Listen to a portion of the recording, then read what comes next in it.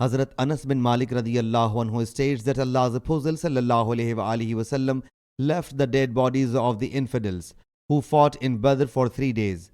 He sallallahu alaihi wasallam then went near them, stood beside them, called them and said, O Abu Jahl bin Hisham, O Umayyah bin Khalaf, O Utbah bin Rabi'ah, O Shaybah bin Rabi'ah, have not you found the promise made by you, Lord Jalla Jalaluhu, true?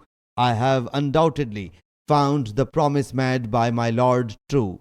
Hazrat Umar radiyallahu anhu, hearing this saying of the Prophet sallallahu alaihi wasallam, submitted, O Allah's Apostle sallallahu alaihi wasallam, how will these people hear and respond as they are dead?